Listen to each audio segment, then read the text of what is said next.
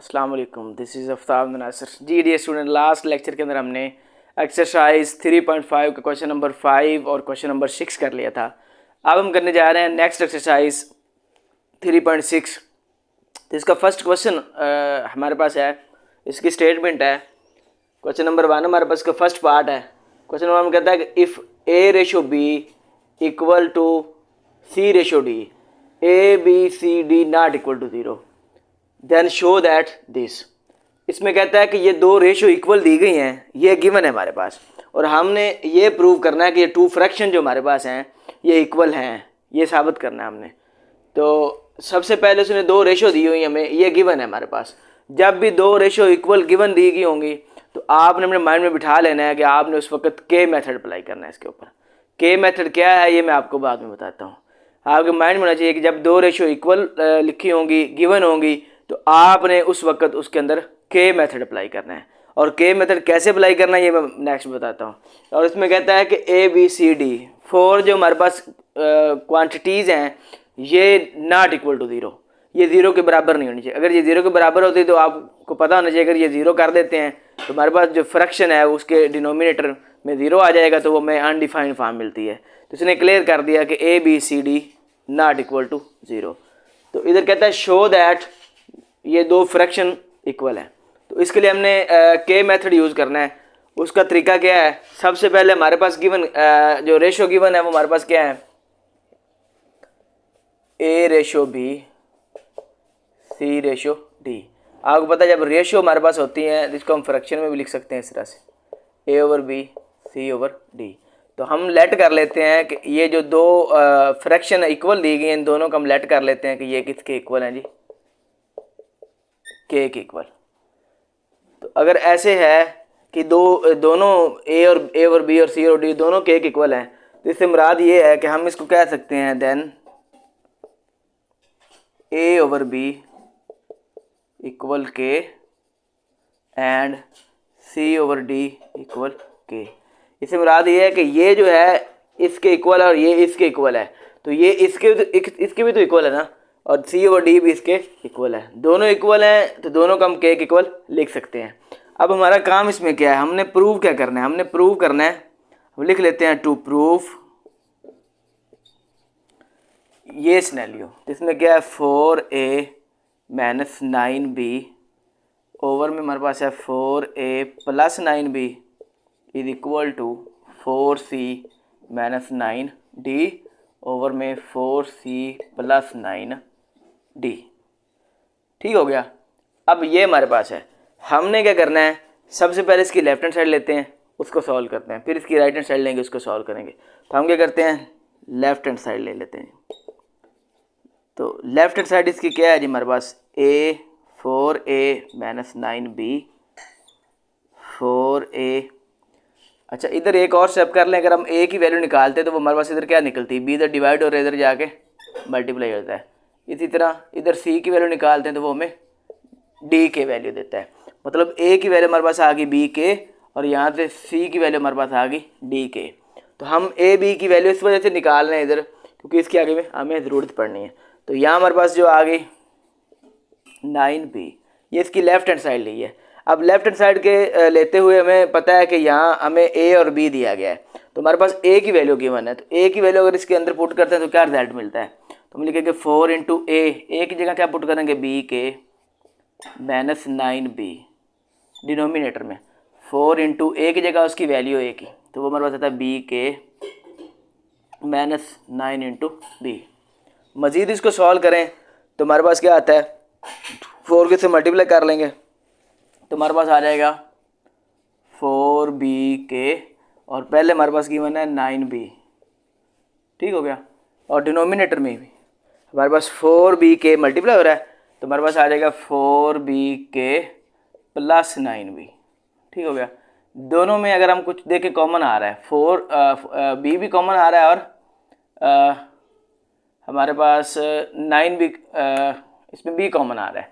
तो अगर b common लेते हैं फर्स्ट में से, तो हमारे पास पीछे रह गया b इंटू 4 के 9 ओवर, इधर से b कॉमन लेते दोनों में से, तो हमारे पास आ गया b ओवर 4 के प्लस 9।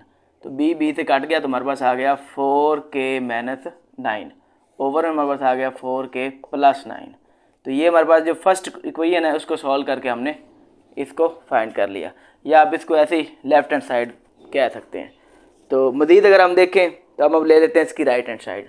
तो राइट हैंड साइड हम ले लेते हैं राइट हैंड साइड। तो राइट हैंड साइड इसमें हमारे पास क्या है 4c minus 9d, 4c minus 9d over में 4c प्लस 9d। तो यहाँ हमारे पास c की वैल्यू मौजूद है, हम पहले निकाल चुके हैं, तो वो d के 4 इंटू सी की जगह d के और 9d। तो ये आ गया 4 इंटू डी के प्लस 9d। तो यहाँ 4 को मल्टीप्लाई करते हैं तो 4d के माइनस 9d ओवर 4d के प्लस 9d। ठीक हो गया। दोनों में देखिए कॉमन क्या आ रहा है इन दोनों में, तो d कॉमन आ रहा है तो हमारे पास पीछे रह गया 4k माइनस 9 ओवर d बाहर कॉमन ले लिया इन दोनों में से, तो पीछे आ गया 4k प्लस 9। तो d से कट गया तो हमारे पास आ गया 4k माइनस 9 4k प्लस 9। तो देखें लेफ्ट हैंड साइड जो हमने देखी थी और राइट हैंड साइड दोनों इक्वल आ गई, तो हम कह सकते हैं left hand side is equal to right hand side. तो हैंस प्रूव्ड। तो यही हमने प्रूव करना था कि दोनों साइड इक्वल आती है। ठीक हो गया। नेक्स्ट मूव करते हैं हम इसके सेकंड पार्ट की तरफ।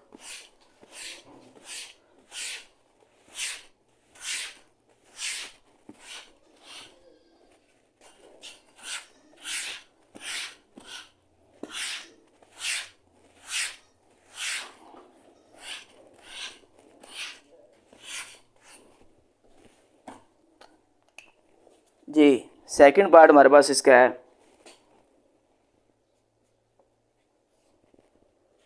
6a minus 5b 6a plus 5b is equal to 4c minus 5d over में 4c प्लस 5d। ये हमारे पास एक क्वेश्चन है। इसमें कहता है कि ये तो वही स्टेटमेंट है कि a ratio b is equal to c ratio d। ये हमारे पास गिवन है और हमने ये प्रूव करना है। तो इसको प्रूव करना है तो इसके लिए हम क्या करते हैं, सोल्यूशन लिख लेते हैं सबसे पहले। तो हमारे पास जो चीज़ गिवन है वो देख लेते हैं जी। गिवन हमारे पास है a रेशो b और c रेशो d। तो इस जो चीज़ हमें गिवन होती है तो उसको हम लिख लेते हैं। हमारे पास है a रेशो b, इधर लिख लेते हैं गिवन दैट। ठीक हो गया। तो वो है c रेशो d। आपको पता है रेशो अगर लिखा हो तो इसको हम फ्रैक्शन में भी कन्वर्ट कर सकते हैं इस तरह से। और नेक्स्ट इसको के मेथड से सॉल्व करना है तो उसके लिए हम क्या करते हैं, लेट कर लेते हैं। Let a over b is equal to c over d is equal to k। दोनों k के इक्वल हैं तो हम क्या करते हैं, इनको इक्वल भी लिख सकते हैं। मतलब हम कह सकते हैं कि a over b equal k and c over d is equal to k। तो यहाँ में अगर a की वैल्यू निकालनी है तो b इधर से मल्टीप्लाई डिवाइड और इधर मल्टीप्लाई करवा लेते हैं। तो हमारे पास a इक्वल क्या आ जाता है b के एंड c की वैल्यू अगर निकालें तो हमारे पास d इधर डिवाइड और इधर जाकर मल्टीप्लाई d के, तो हमारे पास c की वैल्यू भी आ गई। अब हमने a और c की वैल्यू इसके अंदर पुट करनी है और इसको प्रूव कर लेना है। तो प्रूव हमने करना है, to prove 6a minus 5b over में 6a plus 5b is equal to 4c minus 5d over में 4c प्लस 5d। तो यहाँ हम सबसे पहले इसकी लेफ्ट हैंड साइड लेते हैं, लेफ्ट हैंड साइड। तो वो हमारे पास क्या है 6a minus 5b over 6a plus 5b। अब a की वैल्यू इसके अंदर पुट करेंगे तो हमारे पास क्या आता है 6 इंटू ए की जगह हम लिखेंगे b के माइनस 5b और डिनोमिनेटर में 6 इंटू सेकेंड, इसमें भी a की वैल्यू पुट करेंगे तो वो आता है b के प्लस 5b। तो इसको मल्टीप्लाई करवाएं तो 6b के माइनस 5b और इसको मल्टीप्लाई करवाएं तो 6b के प्लस 5b। दोनों में हमारे पास कॉमन जो आ रहा है वो आ रहा है b। इधर से b कॉमन लिया तो इधर आ गया 6k माइनस 5 और इधर से b कॉमन लिया तो इधर आ गया 6k प्लस 5। तो बी से कट गया तो हमारे पास आ गया 6k माइनस 5 और 6k प्लस 5। ये हमारे पास इसकी लेफ्ट हैंड साइड आ गई। इसको मज़ीद देखते हैं इसकी राइट हैंड साइड। हमारे पास है राइट हैंड साइड हमारे पास क्या है 6c minus 5d, 6c minus 5d over 6c plus 5d।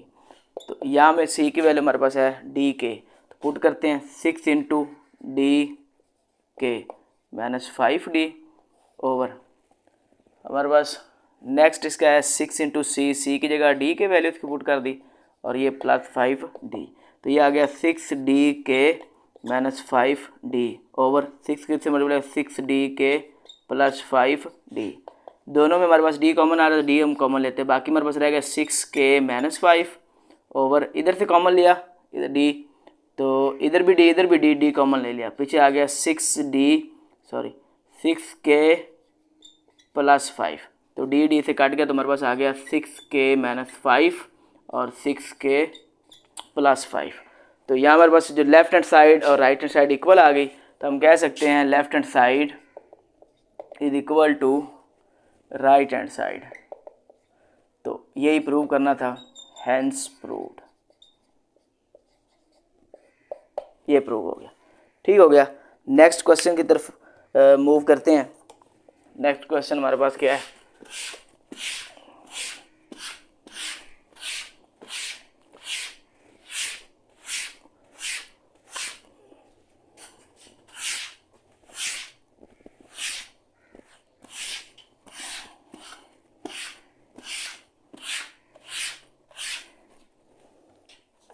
जी नेक्स्ट क्वेश्चन हमारे पास है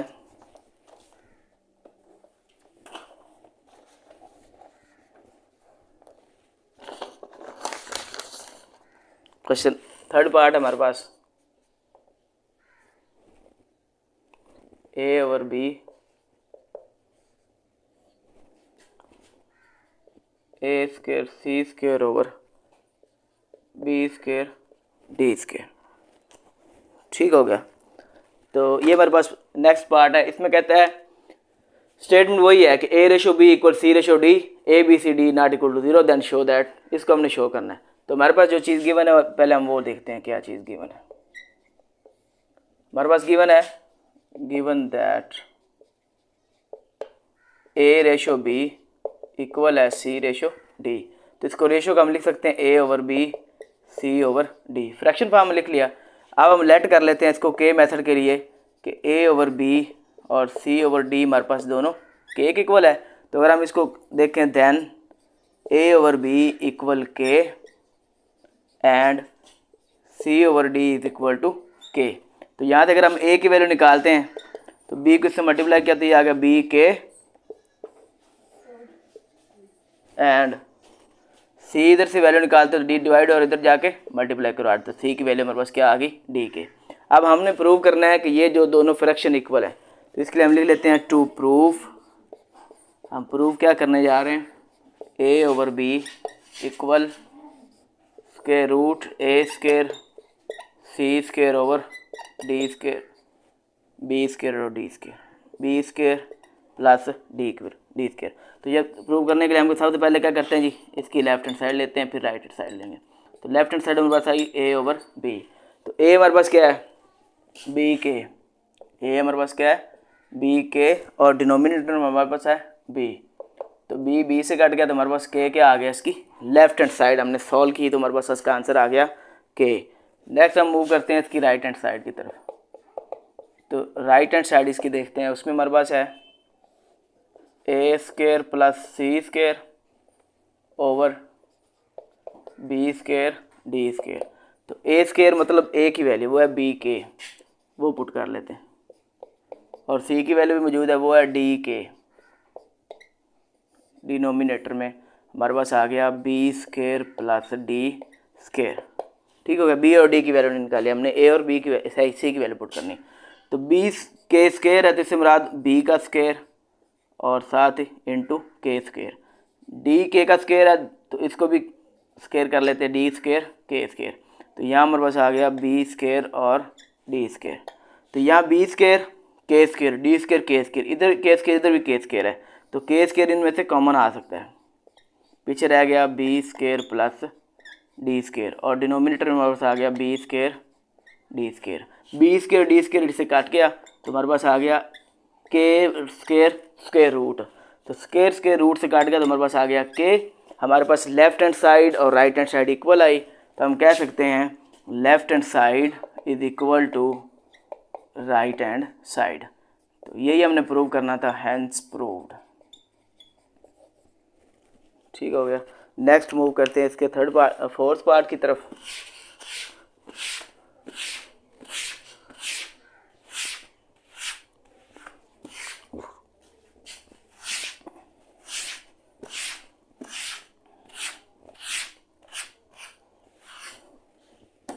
जी फोर्थ पार्ट हमारे पास है इसका।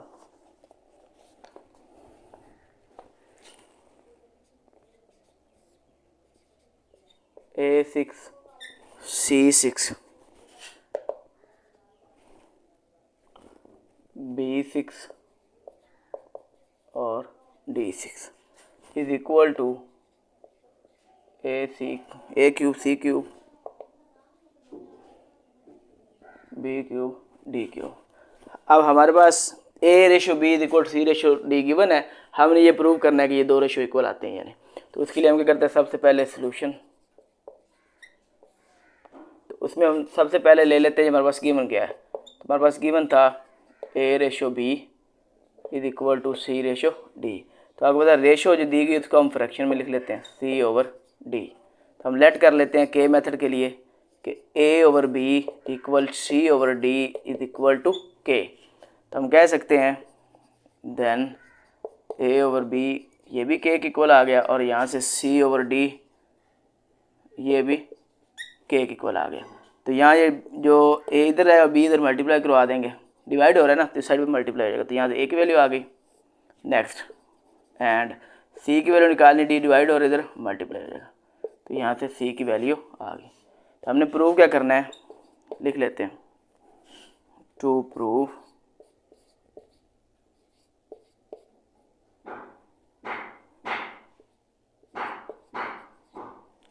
क्या प्रूव करना है, A6 C6 B6 D6 is equal to A cube C cube और B क्यूब D क्यूब। सबसे पहले हम लेते हैं इस लेफ्ट हैंड साइड। तो लेफ्ट हैंड साइड हमारे पास है A6 plus C6 ratio B6 plus D6। तो हमारे पास इधर रेशो है तो इसको हम फ्रैक्शन में लिख सकते हैं A6 C6 और ये फ्रैक्शन में चला गया तो B6 और D6। यहाँ A और C की वैल्यू पुट कर देंगे क्योंकि A की वैल्यू मौजूद है और C की वैल्यू मौजूद है। तो हमारे पास आ जाता है A की जगह B के raise to power 6 plus C की वैल्यू उसमें D के रेज टू पावर 6 और डिनोमिनेटर में हमारे पास आ गया B6 और D6।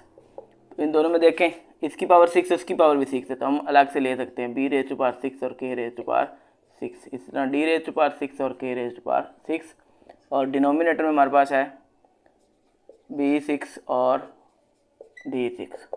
इधर भी K6 इधर भी K6 है, कॉमन लिया जा सकता है, तो हमारे पास कॉमन आ गया, इधर आ गया B6 और इधर रह गया D6 और डिनोमिनेटर में B6 और D6 ये दोनों एक जैसे कट गए, तो इधर आ गया K रेज टू पावर 6। ये हमारे पास लेफ्ट हैंड साइड सॉल्व करने के बाद आंसर आया। अब हम मूव करते हैं राइट हैंड साइड की तरफ। तो ले लेते हैं जी राइट हैंड साइड क्या हमारे पास, वो हमारे पास है A क्यूब C क्यूब और B क्यूब D क्यूब। तो हम लिख सकते हैं A cube C cube fraction form में।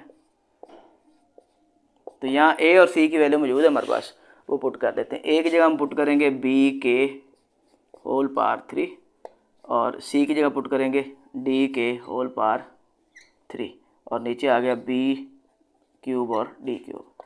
तो B का अलग से क्यूब हो जाएगा, K का अलग से, इसी तरह D का अलग से क्यूब हो जाएगा और K का अलग से, इनका हमने सेपरेट कर लिया क्यूब क्यूब। तो इधर आ गया B क्यूब और D क्यूब। बी क्यूब इस बी क्यूब से कट गया और डी क्यूब इस डी क्यूब से बच गया, पीछे रह गया के क्यूब डॉट मल्टीप्लाई के क्यूब, इससे मुराद मल्टीप्लाई दोनों। तो अगर तो बेस सेम हो तो पावर ऐड होती है, पावर ऐड करें 3 और 3 को ऐड किया तो के 6। लेफ्ट हैंड साइड और right hand side equal prove हो गई। हम कह सकते हैं कि left hand side is equal to right hand side. तो यही हमने प्रूव करना था, हैंस प्रूव्ड। तो यहाँ पर मेरा क्वेश्चन नंबर 1 के फर्स्ट 4 पार्ट कंप्लीट होते हैं। नेक्स्ट वीडियो तक के लिए अल्लाह हाफिज़।